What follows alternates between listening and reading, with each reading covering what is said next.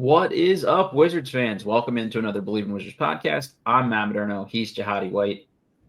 We've got a lot to talk about here today. We took a lot of listener questions here, so this will be more of a mailbag episode. We got a few topics to get to, before we get too far into it. But first, we're brought to you by Stateside Vodka and their Surfside Hard Iced Teas and Hard Lemonades and BetOnline. It's the world's most trusted betting platform and a number one source for online betting in 2025. Whether you're a seasoned fan or first-time bettor, BetOnline is your ultimate game day companion. With the largest selection of odds on everything from football, NBA, college, and more, every touchdown, every three-pointer, every hat trick, BetOnline has you covered with odds, stats, and more for every game, every play, and every win. BetOnline, the game starts here. All right, so Jahadi, the other night they played the Dallas Mavericks. At one point in the first half, they were down 58-25. That was with about 7 minutes to go in the second quarter. That's not the first time that's happened in the last couple weeks.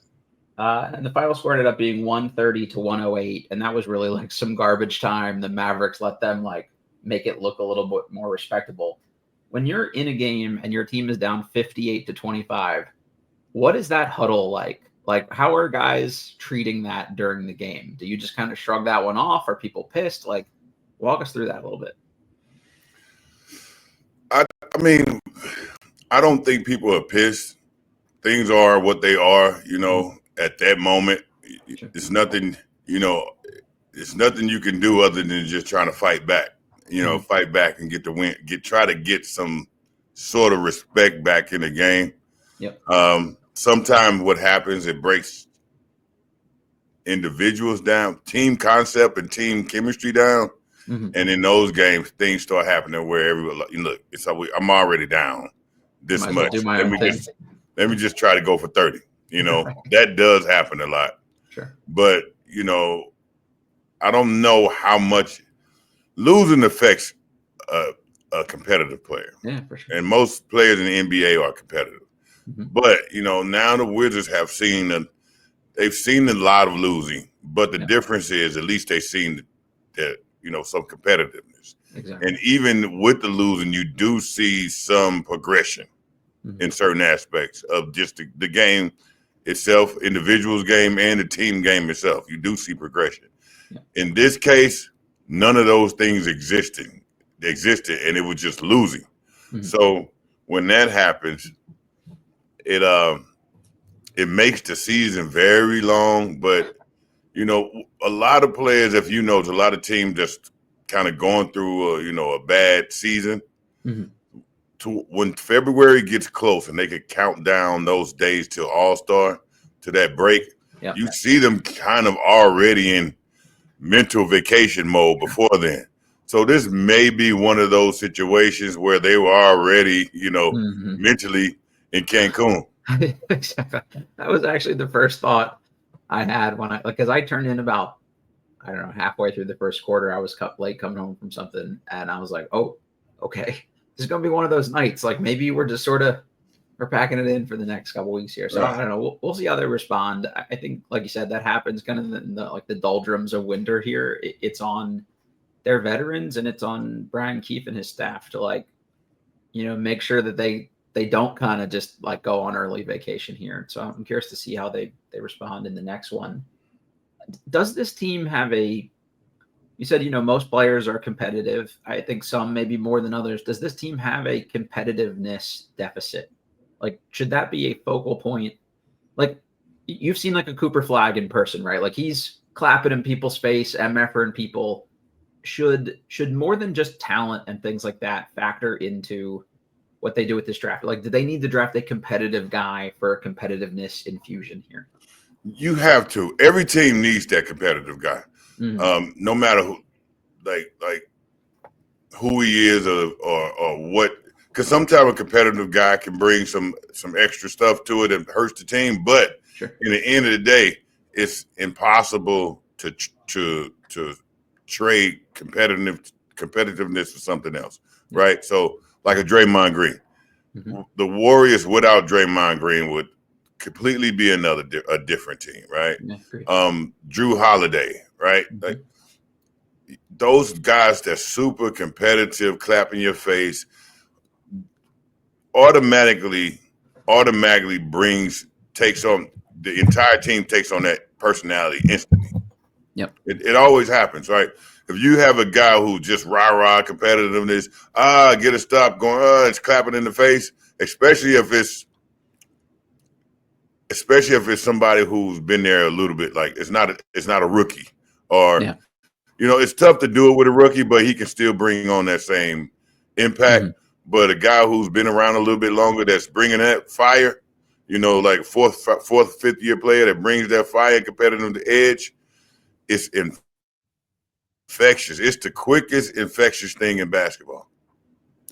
You look at even like Houston with Dillon Brooks. Like Dillon Brooks, there was some. Is he kind of too wild with some of the stuff he did? But like Brooks has definitely added a little extra, fire to that group. Obviously, Ime Udoka has a lot to do with it. Their young guys are just getting more talented, but they definitely seem to have a different mentality as a group here when they've added some of those guys. Fred VanVleet doesn't take shit from anybody. Like I think that was a thing that they prioritized with the people they added.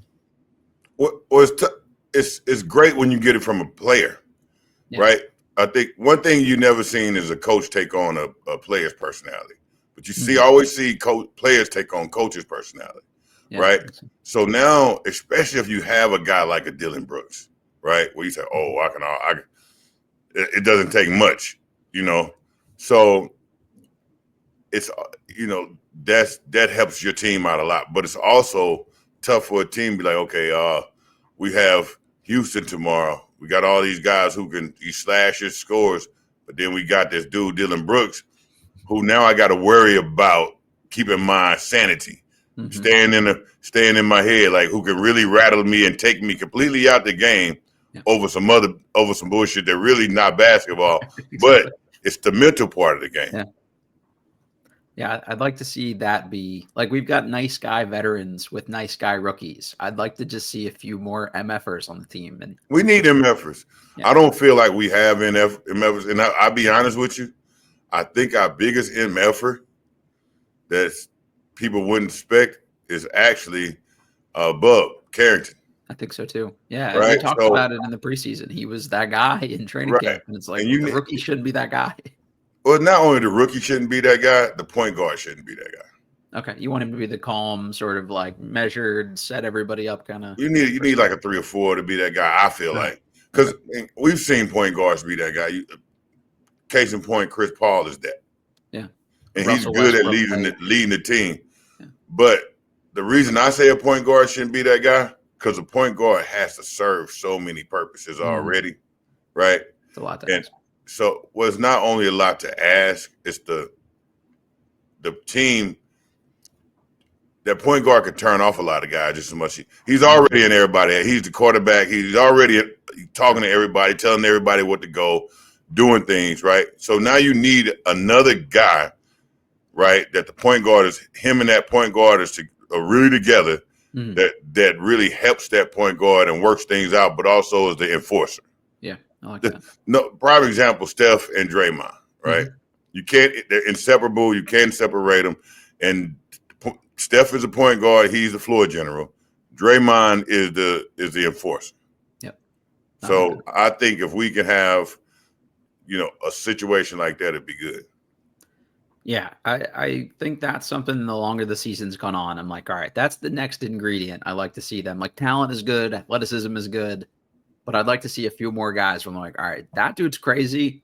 I don't want to match up with him. And I don't think teams think that all that often. We have seen some positive signs, like you said, from some of the young guys here, especially, and the league has rewarded them with some recognition. Bilal Coulibaly, Alex Sarr, and Bub Carrington were all selected for the 2025 Rising Stars Challenge, rookie sophomore game, whatever you want to call it. Not really surprised to see those 3 names in there, but it is just nice to kind of get that validation that, like, all right, these guys are taking steps in the right direction, and other people around the league see it too. I think it's great for those guys, and I think it's deserving. I do think it's deserving, and I think it's great for those guys to be able to accept that, the all-star position for that rookie game. What is it, the rookie challenge? Yeah, Rising Stars Challenge. Rising Stars Challenge, right? And it's great for they to be recognized because if I'm not mistaken, I haven't, did the research, but I think other than Houston, aren't we probably the youngest team out there as far as starters wise? Yeah, for sure. I mean, the Wizards had a lineup earlier this season that was younger than the Kansas Jayhawks. So it's like, Yeah. Even Poole, when he was like the old starter at 25, it's pretty impressive. Yeah. So, I mean, I think that's impressive that we are that young, which is, really also good to see for the future. Yep. Right. If you really look at this in big picture, and be like, for beyond the current moment, Sure. it's really good. Mm-hmm. And for not only for us to be that young, but also have that much talent in those young players to the point to where we have what for his rookies, 2 starters. Yeah, 2, sometimes 3. Keyshawn gets in there every once in a while. And then you'll be like, Bilal is still young. Mm-hmm. Poole is very young. We got a young team. Like I still kind of consider Koulibaly a rookie this year. Like he missed half of last year. He was ahead of the curve last season. So like to me, this is the real rookie year. I'm not worried about him till year 3/4 for real. Yeah, same. Kyle Kuzma is kind of the biggest story right now with the Wizards. Had a good game individually a couple nights ago. And then afterwards he got asked by Josh Robbins of The Athletic, I Bleav, why he had his best game of the season. And he said he made a conscious effort to be more assertive. I think today I just decided to be myself and not really just try to fit into everything that we're doing here and just really played in the moment. I think my mom helped me out with that. I saw her today. He was asked to elaborate again by Josh. Kuzma said, I mean, just not trying to fit into what we're trying to do here, just being more assertive, demanding the ball, not just going out there and trying to let people develop, just playing my game. I was kind of like fine with all of it until I wasn't worried about people developing thing. Cause to me, that's really like a shot at, they've asked me to just kind of stand in the corner and not do my thing and like let all these young guys get touches.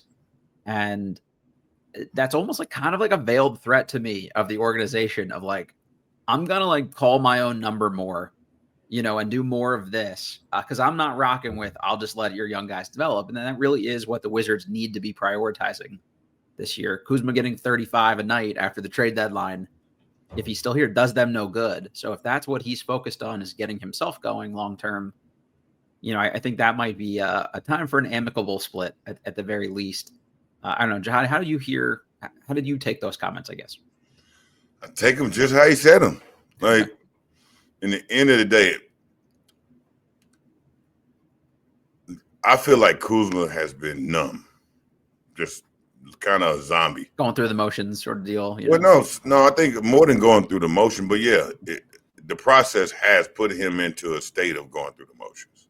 Okay. Right? Just being a zombie, right? Mm-hmm. So, it's tough when you were the biggest name, the biggest star, the organization treated you like red carpet, kissed the ground you walked on, all that, and that happens. Mm-hmm. And soon as things change, all of those things change. Yeah. Right? You're not the face of the team anymore. Now the thing's going to silent. They said hi, Kuzma, instead of walking up. Hi, how you doing, Mr. Kuzma? Instead of walking up to you, shaking your hand. What do you need? Things change instantly. Yeah. Mm-hmm. And it's like dating Taylor Swift and then breaking up. Like you became a star when you dated her, right? Yep. That's like how it is when you become the man on these teams. But Taylor Swift also has the power to, when you leave her, you might not be that same star again, right? And now you're like, oh, and reality kicks in. So I think that's what happened to Kuzma, right?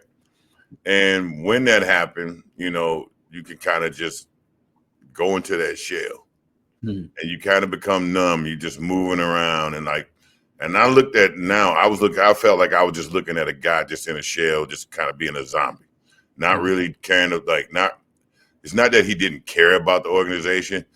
He knew, okay, they want to get rid of me. Now I'm in this stage where I'm just in limbo. I'm somewhere where they don't want me, and I can't go anywhere where I'm wanted, right? Sure. So he started just kind of being there. Now, what's good about it? Feel like, okay, but I'm still going to do what they ask. Mm-hmm. Let me develop the young guys, because that's the pecking order. That's how it's supposed to go. But so when he said that, I just focused on me, he basically just said I had to remind myself who Kyle Kuzma was. I can be the guy if I.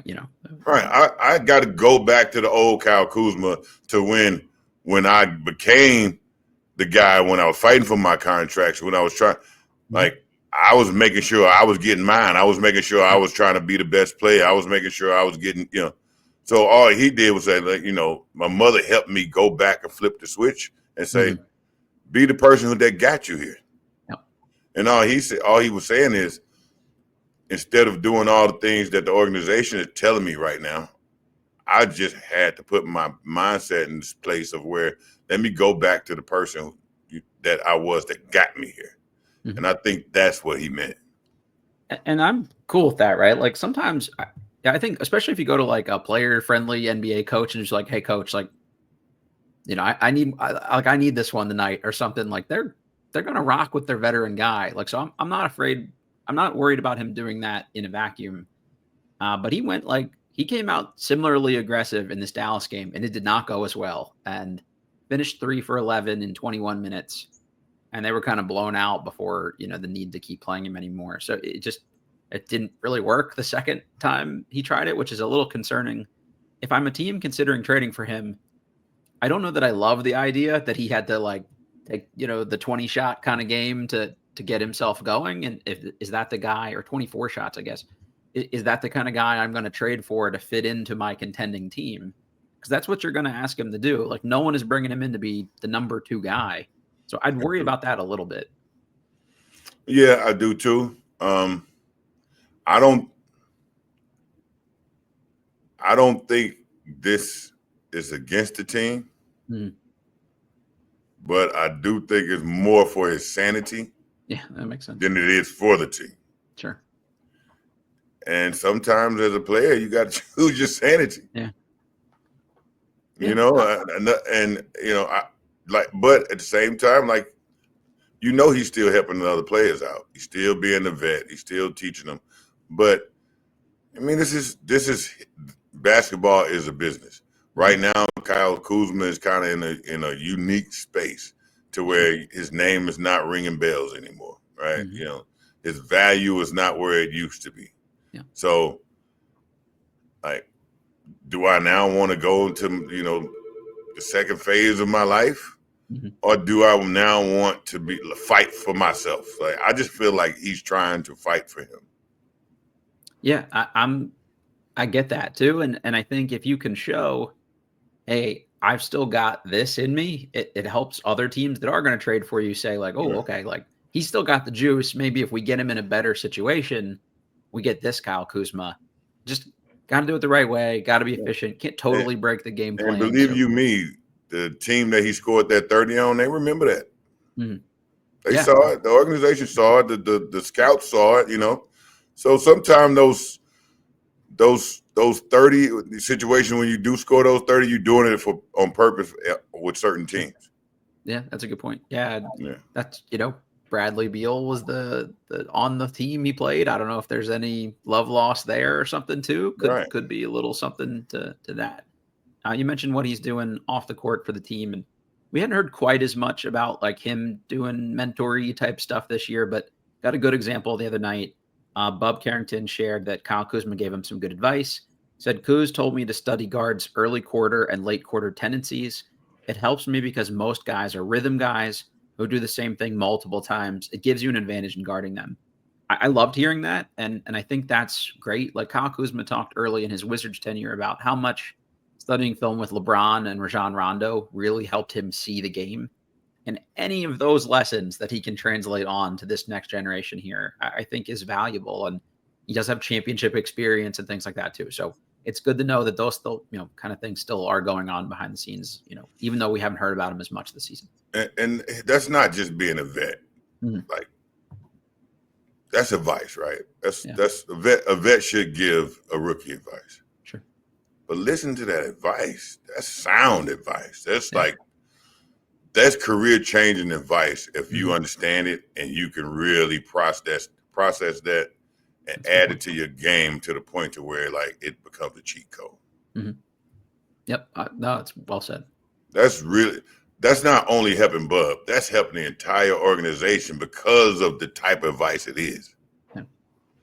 Yeah, like traditional vet advice, like, hey, Rook, go watch more film. But like what you should be watching for, when you should be watching for it, like that's the next level kind of stuff. Watching the rhythm, the patterns of your game, right? So now not only what that's telling Bub is not only to look for that, understand a good guard is also looking for that for you. Yeah. That's so now, okay, so now I got to adjust my rhythms and patterns, right? So think about how far that advice can go. Yeah.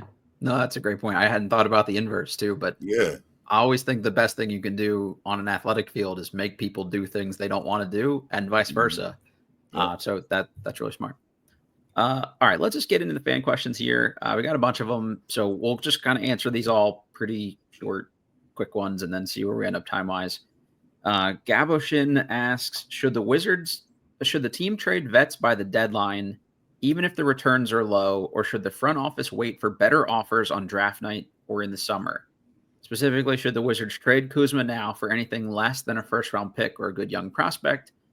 Or should the Wizards trade Valanciunas for a couple low second-round picks and expiring salary?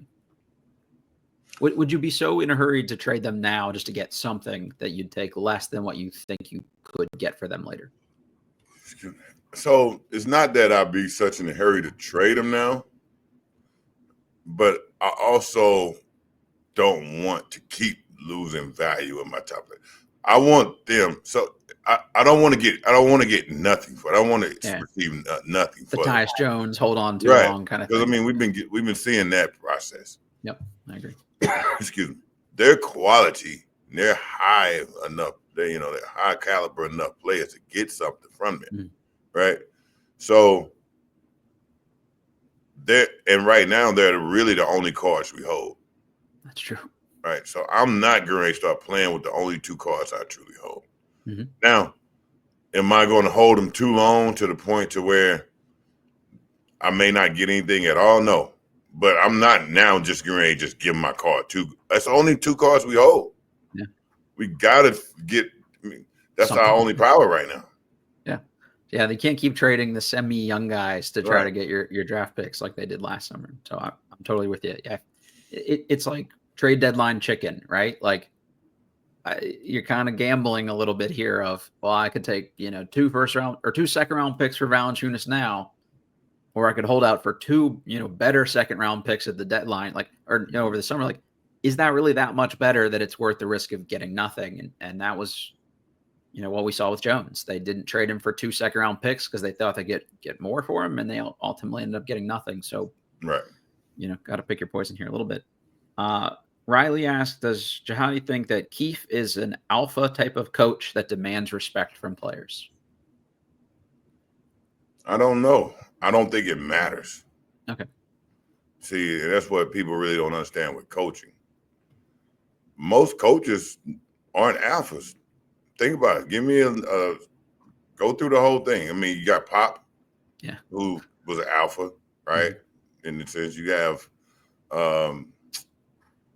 coach at Houston that may be an alpha. He's got a little of that, but he was like not an alpha player too, which is kind of interesting to see. It was not, right? He was like a role player. It was surprising. Happy junkyard dog type. But but that don't mean you didn't know his personality, That's true. Yeah. So, but you Umi Adoka, right? So, but my whole point is, as players, it's about respect, right? So, it's we respect. Okay, if a coach say Steve Kerr, I can't say he's an alpha. I'm not saying he's not an alpha. Like but we respect that he's a basketball savant, right? So we respect, all right, your knowledge of this game, like how far, beyond steps beyond you see this game. Do you see this game 6 or 7, 8 steps ahead, right? All right, so now I can trust your vision of the game. It's much better than mine, right? All right, so I can trust you as a coach in that sense, right? That or I can trust like T. Lue, I could trust, okay, your vision also is 2 or 3 steps ahead. And also you're a team guy, you're a player guy, right? You wanted to play it. So I can trust that, the rapport we'll have is you're not just a front office upstairs guy. You're going to be like, hey, look, this is what's going on. Sure. Right. Those type of things, because everybody's an alpha kind of in the league in a sense. Everybody a grown. In the end of the day, you're a grown ass man at some point. Yeah. Just because a coach being an alpha is not going to change things. Mm-hmm. Like if Pop didn't have all those rings, right, and understood basketball, it didn't matter how tough he was. Right. You're not getting away with that. The stuff you're not getting away with it. Same with Spoelstra, like that. Same with Spoelstra, right? You know what I'm saying? Same with Riley. Riley can be tough, even if he can be tough all he wants, but he has the resume, the resume to back it up. So that's what that is. So Keefe, it's not about him being an alpha. You cannot lose respect of the players. You can't lose the locker room, and you don't lose the locker room by not being an alpha. You lose the locker room by being untrustworthy. When you lose a locker room by not following code. Mm-hmm. Let me call you to my room. Hey, going behind players' backs or being slippery and slimy leaking and sleazy, stuff to the media, leaving stuff to the media. That right there makes you lose the locker room or whining a lot. Yeah. You know what I'm saying? Because that's just not being a man. Mm-hmm. But it's for the players' mind. But he doesn't have to be in like a silverback gorilla to coach this team, because that don't even matter. You got to be a genius. Mm-hmm. Let me see if you're a genius. Right. Okay. He does know what he's talking about. Oh, that's him. Wow, I never thought about that. How did just okay? You know what? Okay, coach. You know this game through and through. That's the big thing for me. Show them that you know what you're talking about. Give one of these guys a nugget that they can go put on the court, and when it works for them, they're going to turn to you and go, "Oh, okay, right. Coach knows what's up. Like I'm rocking with him." I think that's the most important thing. Especially your point. If your point feels like he knows better than you, that's trouble. Yeah. You know what I'm saying? And Jordan Poole has said a lot of very complimentary things about Brian Keefe, and I think he earned his trust last year by continuing to rock with him. And yeah. I think that was once you earn the trust of your point, you really earn the trust of your team. That's a great point. I wouldn't think of that. It never makes no sense. Over under 1 for the number of trades that the Wizards have between now and the trade deadline. Let's put it at 1.5. So I think there's at least one trade that happens for them. Do we think it's more than that? I think we're going to get one good trade. Okay. It's going to be, not something probably that's world changing. Multiple guys may go out, kind of thing. Yeah, but I feel like this is the time that they have to strike. Yeah, I agree. Sean says, "Will we still be in pure tank mode next year? Is there a glimmer of hope towards getting over the hump based on this draft? No. We will be 100% be in tank mode next year. They may not manage it as tightly where they try to be historically bad, but whoever they draft this year isn't immediately vaulting them into competitive range. We've seen that with Wembanyama. Like he's only done. I mean, the Spurs are clearly a lot better, but they're not suddenly a contender in year 2 here. So we can't expect that from whoever they draft. And the next year's draft, 2026, there's some good dudes in that draft too. So I think they're going to want to be bad at least through that draft. And then they've cleared the books a little bit salary cap wise. And then maybe you start to see them add some pieces and start to do the OKC thing where like, maybe we're not trying to contend, but we're going to want to show growth and positive direction at that point. Yeah. It's still a process. And that's the thing is they said be patient. Patient and being patient is tough, especially when you have these long seasons. A lot of games to be bad, yeah. But what can you do? Do we have the talent now to be better than we are? Yeah, I think we already have the talent to be better than what our record says. So if we add some more good pieces on there, I feel like we should be better than what we are still, even right now. Yeah, but it's a business. At the end of the day, it's a business. And if we really want to see the Wizards get to where we like them to be, you're going to have to play the business of basketball.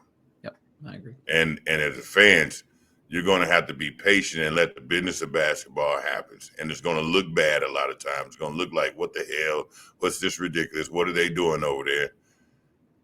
They're trying to make something sustain for a long time going forward, which means you almost kind of have to break it down, kind of destroy a lot of it to build it back up. Mm-hmm. Yeah, you're playing the long game here. You can't cut bait early because this year sucked. Like, that's just for sure. Yeah, whether it's Cooper Flagg this year and AJ DeBonta next year, or Dylan Harper this year and Cam Boozer next year, like that duo is what they're looking for to kind of vault them in the next direction. Derek asks, what are our all-time Hoyas starting fives? Oh, Lord. It's a lot of guys to choose from, which is a good problem to have. Yeah, and the thing is with that question, man, you leave anybody out. Right, somebody comes back to you. You leave. Then the Hoya, that's family, that's brothers, man. You're getting a call later if you leave anybody out. That's just, you almost had to say all of them. I mean, we know the top ones. There's a couple no-brainers. The AIs, the Alonzos, the Kimbays, the Patricks. Yep. But then you can't leave like the Othello Harringtons, the Jerome Williams outs, the Jeff Greens. Just so many, man. So I'm taking them all. I like it. There you go. I'm taking that's a pretty good list to start from, I think, at the very least there. Yeah. Derek also asked, any roster moves for the Wizards before the deadline? This is going to be the prevailing wisdom here. Personally hoping we trade Kyle Kuzma for a bag of Doritos. Man. All right. Got to trade him for something, Derek. Hopefully it's slightly more than that. But yeah, I think a move is coming, like we just talked about on the last question. We can roll through that one. Yeah, no comment on that. Austin said, who are the likeliest trade partners for Kuzma and Valanciunas ahead of the deadline? I would have said Sacramento. Still made a lot of sense to me for Kyle Kuzma, but now if they're going to trade De'Aaron Fox potentially, maybe makes a little less sense. Valanciunas' name from the day he signed came up with the Lakers, so I would imagine that there's still some potential opportunity there for them to be somebody they circle back around to. But we'll see. I think it's. I wouldn't mind getting I wouldn't mind. Now a good trade is both for Fox. I don't know how money will. I don't know how that would line up or what moves, but I would do that. Those two guys and some picks out for Fox. Yeah, I don't know if Fox would do that because I don't think Fox wants to. Rebuild. Yeah. Go to a rebuild, but that'd be because now, we do that, and now we can put some pieces around that. Yeah, Fox and Poole. I like it. I think they're a year or two away from making that kind of move, but I do see this team trying to do something like that down the road. Is not just draft guys, but also go like big fish hunting. For a distressed asset or a tradable star or one of those kinds of things down the road. Mm-hmm. How would you grade Brian Keefe's performance as head coach so far? We talked about Keefe a little bit here already. We don't know, right? Like we don't see what's happening. Tough. It's tough. It's tough because it's a tough position to take. Yeah. If I'm Keefe, I'm like, I get to be a NBA head coach, right? And if this is my way to getting in there, great. I mean, I did my time to the point where, do I deserve this position? Possibly, I gotta get my foot in the door. But it's tough because in the end of the day, it's the word coming down from somewhere, being like, hey, we need to, be contenders to get some players next year. Mm-hmm. We need to be able to, get a high end in the draft. And in the end of the day, no matter how you say that, that means we need to lose a particular amount of games, and that particular amount of games will kind of have to be very high. Mm-hmm. So as a coach, what do you do? They looked at him and basically now said, the players know. Now the players know also that's the call that's coming from upstairs, right? So, all right, coach, I know you know. So now, you want to show that you can coach the team. You want to show that I can make the players better. You want to show all these things to be able to stick around when things change around. But at the same time, it's the business of basketball. I just keep saying it. Mm-hmm. You know, it's a reality situation. So you can't really grade them because you don't know, you know, what his potential still may be. Mm-hmm. Yeah, for the front office, they're seeing practices and behind the scenes things. If they feel like the young guys are taking in the message that he's delivering, they're going to grade him well, and he's going to be here for the next couple of years. I don't see a lot of guys going against him. You could tell when it's friction. Right. Yeah. Nobody's breaking the game plan on a regular basis. You could just tell with guys coming in, you know, they're upset, and you don't see a lot of friction over there. Yeah. And friction comes from a lot of different personalities that's clashing with the coach. Mm-hmm. So to me, that I don't see a lot of friction when you're losing, when you have to deal with a situation like this. That's when a lot of friction happens, right? And the fact that I don't see a lot of friction, and the coaches, you know, the players are still in tune with the coach. They talk to him. He bring him over. It lets me know that they like him, and they respect him, and they respect his mind as a coach. Yeah, I agree. Right. So, you know, if I had to grade just on that alone, you know, you get a C, because it's tough to hold a team together when you're losing a lot. Mm-hmm. Yeah, they're still rocking with him. I think that's huge. And not to pile dirt on the guy after he's gone, but you could see with Wes that they weren't all rocking with him by the end. So it's hard to do. Professor Chaos asks, will Tristan Vukcevic ever get out of the deep end of the bench? That was the nice thing about them getting slaughtered by Dallas, is that he did get to play a certain amount of minutes, played 8 minutes in that game and scored 10 points in 8 minutes. Maybe they saw enough there that, you know, he'll get himself on the court a little bit more. He's been starting to show a little bit more in the G League here as time has gone on. So I don't know, maybe after the trade deadline, if a couple of these older guys are gone, you know, we get to that point, but probably not many this year. I just think just Tristan's situation alone is like an anomaly wrapped in a mystery and enigma type thing. Like, you know, it's the time that I seen him, I seen like it looked like he could be a game changer. Yeah. You know, but then now he's buried on the end of the bench. He didn't play well in the G League. So I don't know what he is. Yeah. Neither do they. I think that's the problem. I don't know what he is. So now I can't even question how they see him. Mm-hmm. You know, I know what I saw, but now I can't question how they see him, because, you know, I'm not in the practices. You know, is he effective in the practices or not? You know, and so at the end of the day, you know, I have to go off what they see.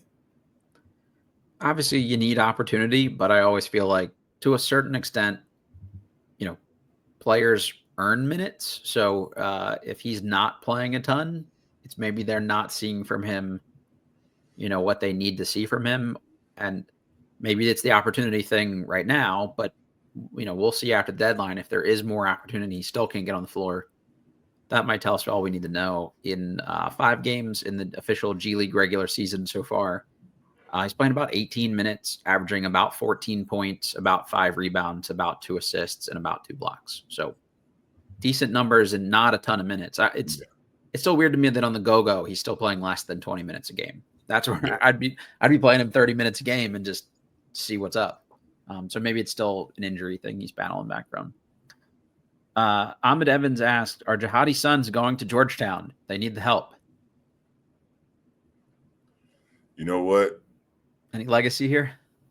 I would love to see him at Georgetown. Yeah. you know. But, it's their decision. It's always good to pass on Lincoln. And Georgetown looking good this year. They're looking much better than they looked, And, if my sons could add to the turnaround of Georgetown, that'd be great, because, I love Georgetown. That's my school, it's my university. But in the end of the day, the game is so different now that the kids, I would like them to go somewhere that fits them, And I like Georgetown's system a lot. I think Cooley is doing a great job over there. I love how his system is. I love the type of players he's bringing in now. Same. I like the freedom that they're playing with. And it seems like he's coaching with a lot of freedom. Mm-hmm. So, Georgetown would be a great look for him. Having seen both of your sons play and having seen Georgetown, I think he would definitely, both of them would help them a lot too. Yeah. So I think that seems like a good fit. So, Brian Blaney or one of these guys on the coaching staff, give our guy a call here. Right. Let's make this happen. Hostway says, how concerned are you with Bilal's offensive game? Was very confident early in the season with his shooting and even saw flashes of mid-range pull-ups earlier. Now it seems like anything besides a straight line drive is a big struggle for him so far. I'll be honest with you. I am concerned with it. Same. He has to have it. For him to grow in this game and to be the type with his body type and the type of player that he needs to be, he has to have an offensive game. Yeah. I know he's working on it.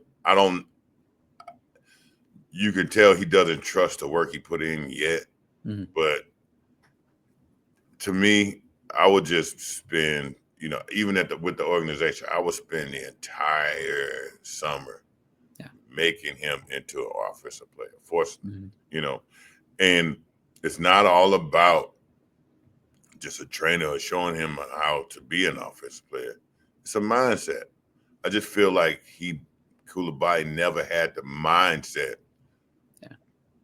to be an offensive. He's more of a natural deferrer, not in a bad way. Sure. But he's a natural deferrer. So he's saying, my entire point in this game is to get in a certain position to see who's open and make sure I can, give someone else the ball. So that's the complete opposite mindset of saying, hey, I need you to hold on to the ball and create and get us two. So, so before you can change his game, you can change everything else. Yep. You literally have to change him now from being more of a giver and start being a taker, which is that's a dog mentality. Yep. Yeah, I think that's one of the interesting things about just sort of like the model of development he grew up in. It's obviously really great for understanding the game, fitting in, playing team basketball. But, when you're a young guy on team with adult men, there aren't many of those dudes that say, like, give me the ball and I'm going to be the guy. So it's like you said, you got to rewire him to be like, no, we want you to take over here. Like, this is a good thing for us. And if it messes up the game for a few minutes here or there, like, it's good in the long run. Like, get those reps in now. Well, you could tell he's a guy who doesn't like mistakes. Yeah. Or he's playing safe. Yeah. He doesn't like mistakes. A turnover, you can tell, it just bothers the hell out of him. Mm-hmm. Right. So before he would make, and you have to make mistakes for you to be able to get on the other side of what they're trying to get you to do. For sure. But he's a guy who likes to play solid. He's a guy who thinks about possessions to me. Yeah. Right. Like, we need these possessions. I don't want to be the one who makes us lose a possession. Possessions are very important to me and very important to our team. Mm-hmm. So if he gets in a position to where he's saying, this is possibly a mistake, possibly not, I won't do it. Yeah. And so that's a tough part for you. You're going to have to make the mistakes. There are certain guys, especially pre-draft in the college environment, it's like, oh, this guy's got really high turnovers. I'd be worried about that. Like Kasparis Yakatonis for Illinois. I don't care if he throws 3 turnovers a game, especially as a guy with the ball as much as he has it, because you're trying to make a play. You're trying to, like, this is the time to experiment, to learn those things, especially, for a freshman or a rookie, whatever the case may be. Like, I'm willing to live with them playing through mistakes at this point. I'd rather see the mistakes than, being afraid to do anything. Right. Yeah, I agree. Roy asked, how has the season unfolded relative to your expectations on opening night? So I think as fans, they warned us, hey, you got to rock, you got to ride with us. It's going to be a tough, choppy year. It's a rebuilding process. But as fans, we heard it. It's different when you see it, though, right? We heard it, but it's different when you see it. Yeah. Right?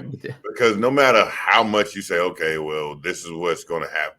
Like this, you're not going to predict this many losses and the amount of wins we have. Our current record. So as fans, you're like, yeah, I heard it, but I'm still disappointed. Yep. Right? But because we're unrealistic. Right? So in the end of the day, like, if you could be as realistic as what they said, you say, okay, I'm being patient. You wouldn't be happy, but you'd be fine being patient. But that's impossible. Yeah. So no one could really match at the beginning of the year and understand, okay, I know the record is going to be exactly what it is now. I'm okay with it. Mm-hmm. So it's not realistic. So because fans aren't realistic. Yep. Yeah, we knew it'd be bad. There are some nights where it's so bad where I'm like, I thought I was ready for this, but like the Dallas game or the Thunder game, I was not ready for those. So I wasn't either. Yeah, hopefully there aren't too many more of those. Let's see. Al's got a couple questions here. I think we've touched on some of them, so we'll just pick one. He says, are we expecting to also be this bad next season? Well, we talked about that. Yes. Last one here. I'm not expecting to be this bad, but we're going to be bad. We're going to be bad. I think we'll have a lot of losses. I'm not expecting this many. I hope not. I want to see some signs of life and improvement, or at least if we're losing, I want them to all be close and we're pushing the better teams a little bit more and stuff like that too. You're going to see growth at least. Yeah. Al says, let's say we get picks 3 through 5. Who would you take? A pick between 3 and 5. So presumably Cooper Flagg, Dylan Harper off the board here. I don't know, Jahadi, have you seen much of Ace Bailey on the circuit or anything? Some, not much, but yeah. That's probably like the top name there. You've got VJ Edgecombe for Baylor starting to play a little better. Right. Kasparis Yakachonis, we mentioned, for Illinois, is probably in that mix. Igor Demon for BYU. I don't know. I trust this front office to say who the next available talented guy is and rock with that. Yeah, me too. And who fits. But now I don't even know if it's about fit right now. Mm-hmm. Oh, yeah, I agree. Just grab some talent and, like you said, maybe somebody with some edge to them. Let's grab some talent and some edge, and and then now we can figure out what pieces we want to stick, that we want to let stick. Yep, agreed. And who do we want to build around? You still have to have somebody to build around. Yeah, who's that guy? Yeah, I don't know that they have that guy yet, so maybe they get that guy in this draft, and that'd be great. Kevin Broom says, what would be some ways to package Wizards veterans in a trade to maximize draft equity? As in, would a team be more likely to give up a first-round pick if Valanciunas and Kuzma both went over than they would for either Valanciunas or Kuzma alone? I would think that packaging those guys up is probably a better way to get where you want to get. Maybe 3 seconds turns into a first-round pick if they get 2 guys out of it. The problem is, what team has the salary matching to take Kuzma's $19 million and Valanciunas is $10 million, or Brogdon's, $30 million and Valanciunas is $10 million. Like, that's where it starts to get a little dicey. So whatever player they're trading back probably makes a lot of money and has a lot of years left. And that's where I'd start to get a little hesitant if I'm the Wizards. I just wouldn't want to lock us up with bad money for too long. The next 2 years, like, who cares? But I do think that's the way to do it, though, is see a team that needs just veteran help, and we can give you 2 guys right now. Yeah, I think that's the best way to do it, is package them up. But that's a 4 and a 5. Yeah, right. We could lean in the front court quick. Yeah. So that's a tough package to take because it's a 4 and a 5, right? Mm-hmm. So, but which team needs a whole new front court, essentially? Exactly. Exactly. But I think that's the best way to do it, to package them up. Yep. Makes sense. What might they get if they trade Jordan Poole at the deadline? Also from Kevin. I think somebody would give them a first-round pick, whether it's Denver or Orlando or somebody. I don't know that they're going to be in a hurry to do that, but I'm sure they'd kind of listen if somebody called and just hear it out at least. I think Jordan Poole at this point has a lot of trade value. Probably most on the team, right? I think Golden State would probably fight back for Jordan Poole if they could. You think they could? He and Draymond could get over it? I don't think they never get along. But in the end of the day, that type of player would help. The type of player that Jordan Poole is exactly what Golden State is missing now. So now you realize I just gave away exactly what we need now, right? So Draymond may not have a lot to say, and hey, look, but that's why I feel like Georgia. And the fact that Golden State needs a Jordan Poole back now, then guaranteed that his value is high because everybody would need that. A lot of teams would need that type of player. Yep. Yeah, I think so too. Which credit to him. I think last year at this time we were talking about him being untradeable. Oh, so getting the most value back on the team is a turnaround. A similar question, perfect timing here. Ace of Stripe, shout out him in the chat here as well. Is Poole our greatest asset now of the vets, given he was the least mentioned in All-Star talks? He was at least mentioned in All-Star talks. Yes. Yeah, for sure. Yes, he is. Yes, by good. 100%. Yep. Ed DC, how would you assess the risk of going into a major tank this season to get the top draft pick? Are the Wizards rolling the bones to get Flagg? Probably, but it looks like a big drop-off between the top pick and the others. And just kind of lists out some of the other, options kind of in that thing. I don't think it's all in for Flagg. I like the top 5 in this draft personally. So if you ended up 4, I think anybody you get at 4, I probably like more than anybody, maybe including Sarr from last year's draft, but everyone else other than Sarr for sure. Any team that's trying to lose as many games as possible are in the Flagg sweepstakes. Yeah, right. That's the prize. Let's be real. Yeah. Let's not play with it. Sure. The Wizards want Flagg just as much as all the other teams want Flagg, and if they're able to get him, they're going to fight to get him. Mm-hmm. Yeah. If we have to settle for one of these other guys, I'm not mad at that compared to some other years, but for sure, I think that's the piece. Let's see. Noah Nepo, I don't know if I said that wrong. Apologies if I did. Do people still feel like the Wizards won the Avdija trade? They could still pan out, but there's no way Portland would take that trade back right now. This is coming on the heels of Deni Avdija having a particularly big night.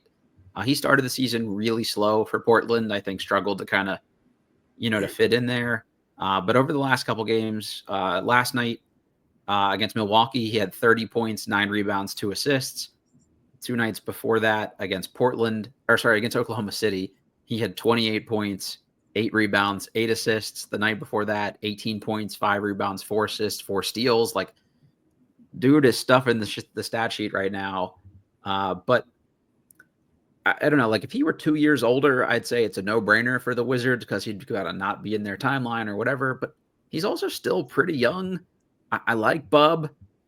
But I almost question, like, is there a world, like, then he's still 24. He'll also keep getting better. Are we sure that Bub ever ends up better than Deni is right now? I'm not sure of that personally. So, I don't know. Deni is a special player. You don't get, it's tough. You don't get a lot of Denny's, I'm still not sure if we got what we needed from, with the trade that we got back, what we got back. So, I'm personally still a little bit sore over the Denny's trade because I think I don't see what came out on the other end of it like I thought I would, but and he still was a rising star. That's the thing. 24, getting better. We're showing immediate growth last year. I think it was a little too early to give up personally. And I would have found another way. Like, that's that's independent of Bub Carrington. Like, I would have tried to find another way to get the 14th pick. I would have traded Kuzma last year to get that pick before I would have traded the 24-year-old. But True. If you want to make the argument that maybe Denny blocks some of Koulibaly's development on the wing or something, I don't know if that factored into it or not. But yeah, he's been good. DC Ball. Jahadi, are you worried about Alex Sarr's touch or feel with the ball near the basket yet? How much can something like that change over time? Touch around the basket? Yeah. I am, because it has to come. It has to, just because of his size. But, that's because he never had to be around the basket a lot. So, can you develop someone's touch? That comes over experience and time. Can you develop his touch better throughout the summer? Yeah. Yeah. But it's the same with Koulibaly. Like, it's all about mindset.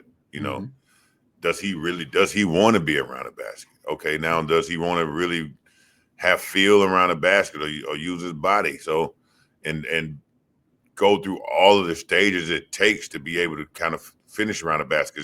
It's not as simple as him just saying, "Hey, let me jump and finish around a basket." Yeah. He has to jump through bodies. He has to be, he has to, bang on bodies and still be able to finish. So it's more complicated than just that. So he first has to want to do it, but at the same time, like you said, he has to reset his mindset to be able to do that. Yeah, that's the biggest thing for me is I would be showing him tape. Like there was a play the other night that I tweeted about during the Mavericks game that it annoyed me a little bit. He had Kyrie Irving in, and I'm doing air quotes for anyone listening to the audio version of this, guarding him under the basket, and he threw up like a little floater, and he made it.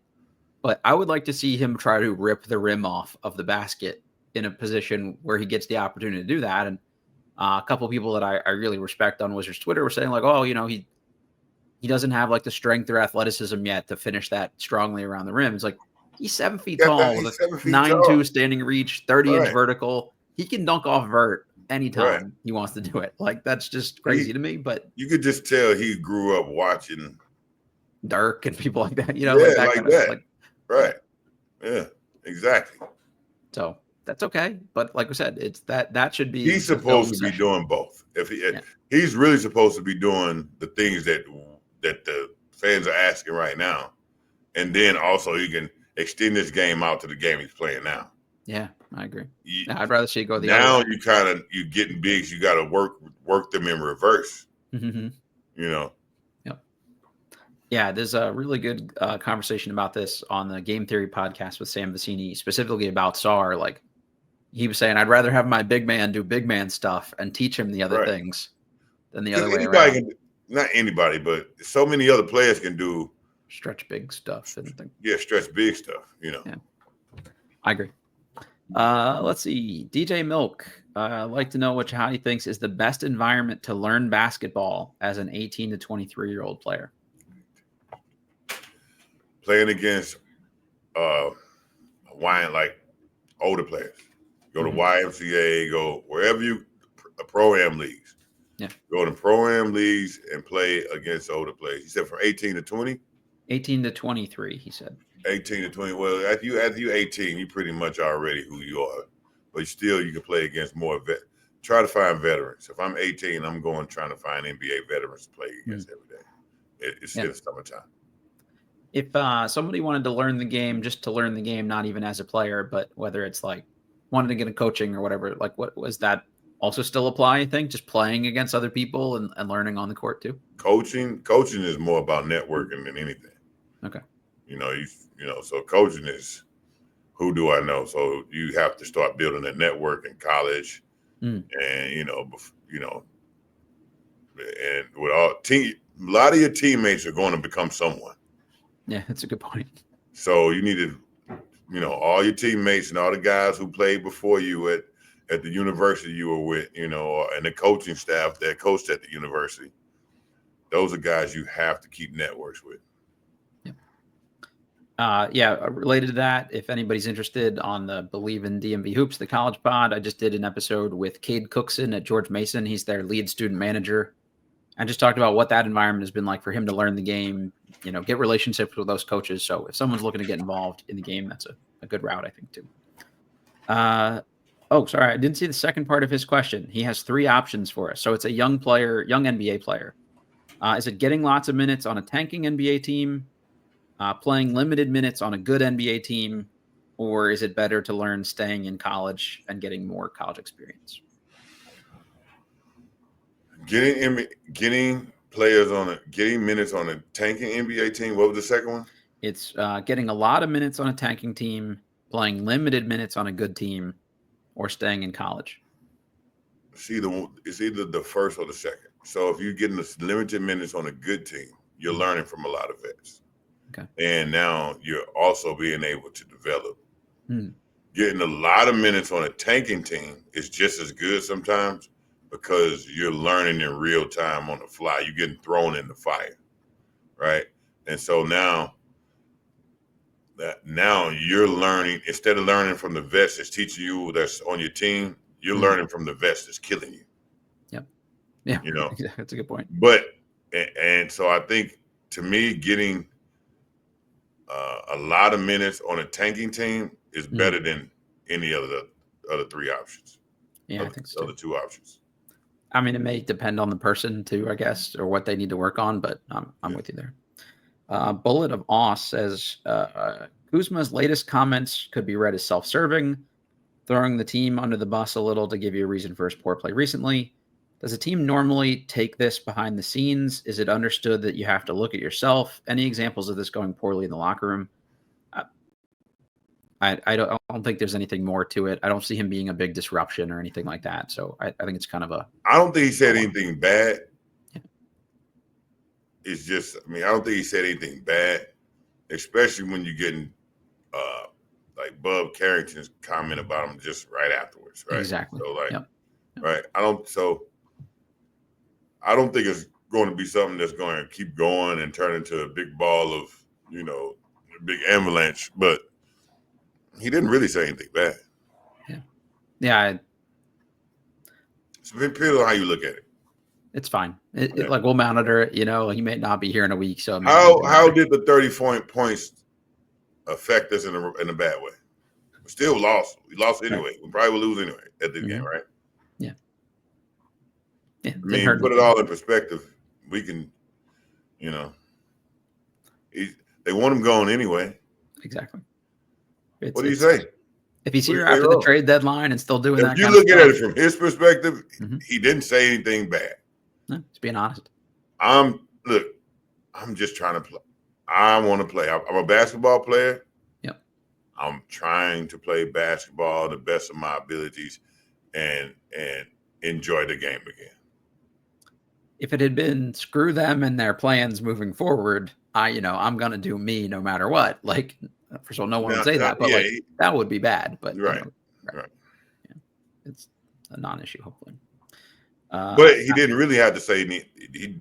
There's certain things he didn't have to say. Yeah, I could have let that one go. That he, seemed like he said that some things he said on purpose.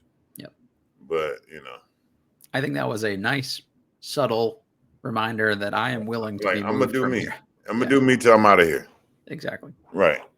Alon Rose says, lately it seems like the Wizards have at least a real all-star potential that started to unlock value to be built around him, but he's playing for the Blazers. All right, another Denny comment. Sorry, didn't read that one out. Yeah, tough.